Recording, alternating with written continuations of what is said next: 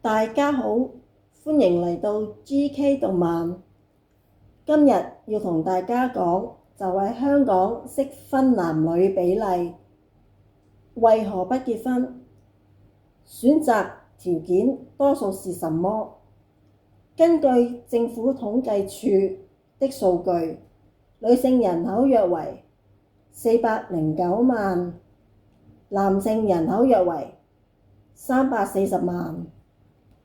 比率約為每千名女性對832名男性。適婚年齡人口在25歲至64歲組別中，未婚人數女性約65.5萬，男性約60.8萬。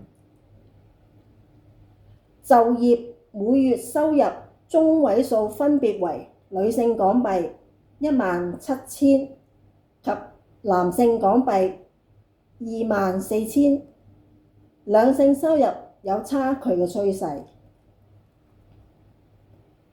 而初婚年齡，男性中位數約為31歲至32歲，女性約為28歲至30歲。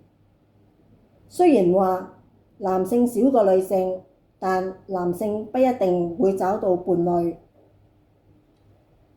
男性擇偶條件多數簡單一些，年青時多數看外表，到約35歲後就好少傾向揾年上女性。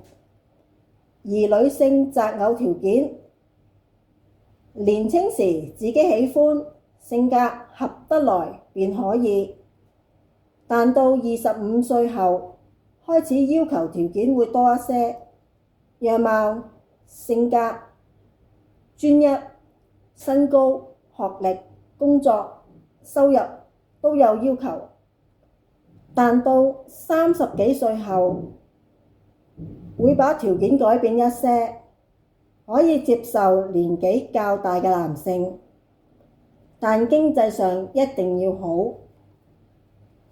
女性自身條件越好，要求會越高，因為自己都有經濟能力。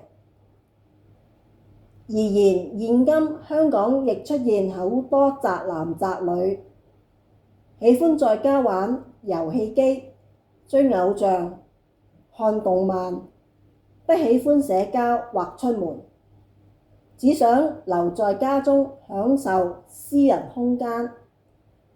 亦因社會住屋問題，經濟壓力大，消費不便宜，促使不少人選擇留在家中，對社交造成心理影響。所以現今好多人都選擇不婚，不只是香港，是世界性都有這個問題。